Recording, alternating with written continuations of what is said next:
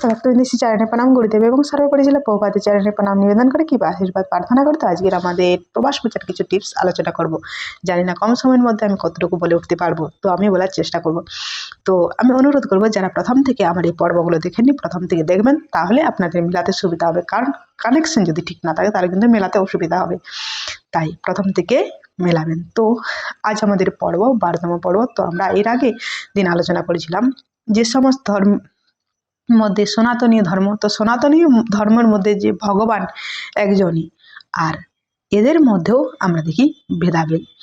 তো ভগবানই একজন, তার মধ্যে অনন্ত ঐশ্বর্য রয়েছে এবং আমরা দেখলাম ছয়টা ঐশ্বর্য ভগবানের মধ্যে যা রয়েছে সেটা আমরা বিস্তারিত এর আগের দিন আমরা আলোচনা করলাম। একলা ঈশ্বর কৃষ্ণ আশ্রমে ভিত্ত, তো ভগবানই হচ্ছেন একজন ভগবান কৃষ্ণ তিনি, তো আমরা সেটা আগের দিন আলোচনা করলাম।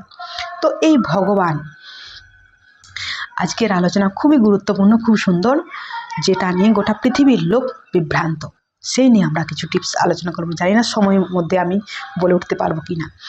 তো সেই সনাতনীদের মধ্যেও এবং অন্যান্য যেমন ইসলাম ধর্ম, খ্রিস্টান ধর্ম, সনাতনীদের মধ্যেও দেখা যায় মায়াবাদী, ব্রহ্মবাদী। তো তাদের মধ্যেও যে ভগবানের কি কোনো আদৌ রূপ আছে, নাকি ভগবান কেবলমাত্র একটা মহাশক্তি জ্যোতি, তো সেই হিসাবে অনেকেই মানতে চায় না যে ভগবান আছেন, তার ধাম আছে, সেই হিসাবে মানতে চায় না। তো আমরা যতটুকু কথা বলবো মন গড়া কথা নয়, আমরা শাস্ত্র থেকে আমরা কথা বলবো, তাই আমরা শাস্ত্র দেখব। তো আমরা সেখানে আমরা স্পষ্টভাবে আমরা দেখতে পাবো।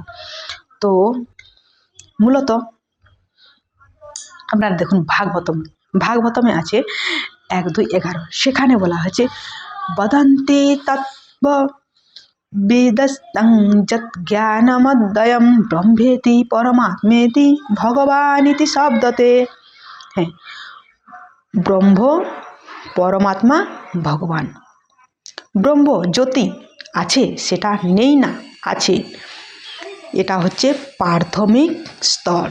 কেউ ধরুন আপনি যখন লেখাপড়া করবেন, আপনি প্রাথমিক স্তরে যেটা বুঝবেন, তো সেই হচ্ছে প্রাথমিক স্তরে এটা ব্রহ্মজ্যোতি। সেটা আমি উদাহরণ দিয়ে আসবো আমাদের সময় থাকলে। এবং দ্বিতীয় হচ্ছে পরমাত্মা যার রূপ আছে চতুর্ভুজ বিষ্ণু। এবং তারপর সর্বোচ্চ স্তরে যখন আপনি আবার জ্ঞান লাভ করতে পারবেন, তখন আপনি জানতে পারবেন যে ভগবান অর্থাৎ সেই ভগবানকে। তো মায়াবাদীরা বা অন্যান্য ধর্মী, তারা জ্যোতি শক্তি সেটা ততটা করে, যেটা প্রাথমিক স্তর।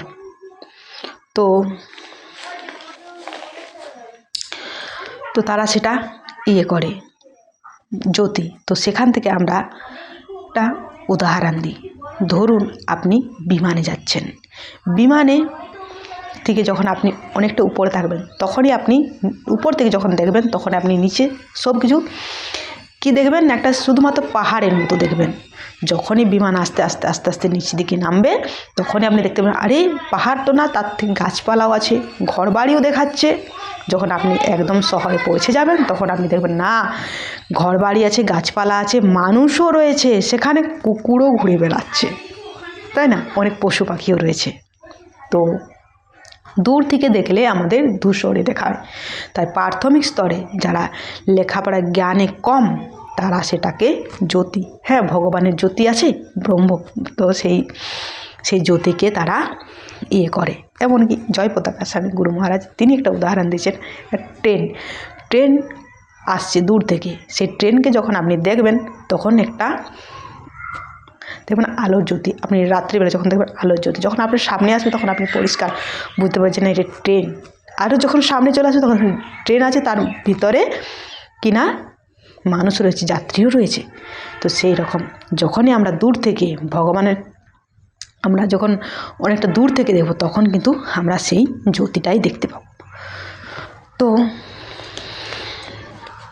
যতটুকু আমরা জ্ঞান লাভ করি, যেমন সূর্যেরটা আমরা উদাহরণ দিতে হবে। যখনই কেউ সূর্য নিয়ে তা পড়াশোনা করবে, প্রাথমিক স্তরে মনে হবে সূর্যের খুব জ্যোতি, তাই না? আমরা দেখি সূর্যের খুব জ্যোতি। যখনই কেউ এই সূর্য নিয়ে একটুকু পড়াশোনা করবে, তখনই সে জানতে পারবে যে হ্যাঁ, সূর্য তো আছেই, তার জ্যোতি তো আছেই, কিন্তু জ্যোতির মধ্যেও তিনি একটা নক্ষত্র। যখন সেই নক্ষত্র দেখবেন, তারপরে যখন আরও একটুকু লেখাপড়া করে সে সূর্য সম্বন্ধে পড়বে, তখনই সে জানবেন যে তো জ্যোতি তো আছেই, নক্ষত্র ইনি একটা কিনা এই সূর্যেতে সূর্যলোকে জীবও রয়েছে, তাদের শরীরও কিনা এই আগুন দিয়ে তৈরি, সেটা তারা জানতে পারবে। আমরা জানতে পারবো না যে সূর্যলোকে জীব আছে, কিন্তু সেটা শাস্ত্রে আছে, সূর্যলোকে জীব আছে। যখনই আপনি পড়াশোনা করবেন প্রাথমিক স্তর থেকে, যখন হাই লেভেলে যাবেন, তখন আপনি সেটা বুঝতে পারবেন। আপনার পড়াশোনা না করলে, জ্ঞান না অর্জন করলে সেটা কিছুতেই ধরা যায় না। তো সেখানে জীব রয়েছে, তাদের শরীর আগুন দিয়ে, তার যদি আগুন থাকে তাদের কোনো অসুবিধা নাই। তো সেই জীবাত্মার শরীর তারা আগুন দিয়েই তৈরি। তো সেই রকম তো আমরা ভগবান একজনই, তিনি হচ্ছে সুপ্রিম পার্সোনালিটি, তো তিনি ভগবান। তো আমরা দেখব ভগবানের বিভিন্ন অবতার আছে, কিন্তু ভগবান কৃষ্ণ তিনি হচ্ছে স্বয়ং। এতে চাং সকল পুংস কৃষ্ণস্তু ভগবান স্বয়ং ইন্দ্রিয়ারিবেকুলাং লোক মিড়ন্তি যুগে যুগে। তো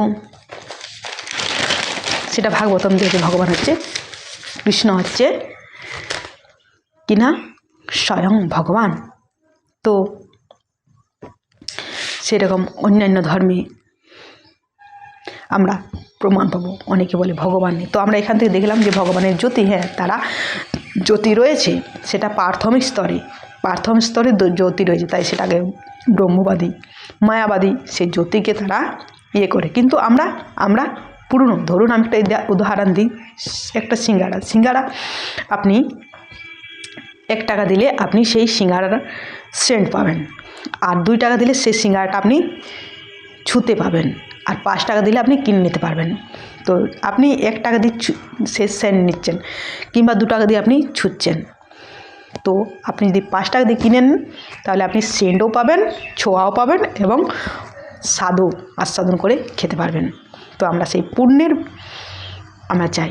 তো আমরা সেই ব্রহ্মবাদী আর মায়াবাদী যোগী, এমনকি হ্যাঁ এরা সেই 1 টাকা 2 টাকা সিঙ্গারার স্পর্শ বা গন্ধের সেইটা তারাই নিয়ে সেটাকে নিয়ে করে।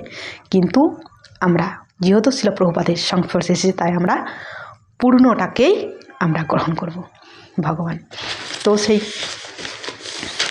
আমরা পূর্ণের সেবা করব। ভগবানের ব্রহ্মজ্যোতি আছে, সেটা আমরা শাস্ত্রে পাই, ব্রহ্মজ্যোতি পরমাত্মা ভগবান। তো সেই ক্ষেত্রে ভগবানের রূপও আছে, আর ভগবানের ধামও আছে, সেই ভগবানকে আমরা পূর্ণরূপে সেবা করি। তো অন্যান্য ধর্মে যে ভগবান আছে সে কথাও প্রমাণ করা আছে, সেটা আছে বাইবেলে 1:26, সেখানে ভগবানের রূপের কথা সেখানে দেওয়া আছে যে মানব রূপে সদৃশ্য রয়েছে তিনি। তো তিনি বাইবেলে জেনেসিস 18:19 অধ্যায়ে বলা হয়েছে, সেখানে যে জ্যোতির্জনক, তো ও জ্যোতির্জনক তিনি, তো তার সামনে ভগবান আবির্ভূত হন, তখন তাকে মানব রূপে দর্শন দিয়েছিলেন, এবং তিনি বিশাদভাবে সেই মানব রূপের সেই রূপ তিনি বর্ণিত করেছেন সেখানে। এমনকি আমরা দেখব ইসলাম ধর্মে, সেখানেও ইসলাম ধর্মেও বর্ণনা করা আছে, সে শাস্ত্রটায় লেখা আছে, সেটা আমার এখানে তোলা নেই। তো সেখানেও ভগবান রূপ আছে, সেটা আমরা শাস্ত্রে পাই। তো কৃষ্ণ যত যা রূপ লীলা করে, তার মধ্যে ভগবানের রূপ হচ্ছে নরলীলা শ্রেষ্ঠ। কৃষ্ণের যত খেলা কৃষ্ণের যত খেলা সর্বোত্তম নরলীলা, নরবপু তাহার স্বরূপ, গব্বেশে বেণুকর নবকিশোর নটবর নরলীলায় তাহার অনুপ। তো অনেকদিন আমি আগের নোটটা করেছি, তো এখন আমি সেইটাই দেখলাম। তো সেই ঈশ্বর কৃষ্ণ, ঈশ্বর পরম কৃষ্ণ সচিদানন্দ বিগ্রহ অনাদি আদি গোবিন্দ সর্বকারণের কারণ। তিনি সমস্ত জগতে, এমনকি অনাদির আদি কৃষ্ণ তিনি। তো সেই কৃষ্ণ হচ্ছেন ভগবান স্বয়ং সম্পূর্ণ। তো আমরা এটা আমার অনেক দিন নোটটা করেছিল, তো আমার টাইমের বিষয়ে আমি সেটা তা ভাবতে সময় পাইনি। তো আমি এইটুকুই দিলাম। পরবর্তী যখন আমরা নিয়ে আসবো, আমরা বিভিন্ন প্রমাণ নিয়ে আসবো এবং এটার সঙ্গে আমি একটু লিঙ্ক করে নেব। তো আজ এই পর্যন্ত। হরে কৃষ্ণ।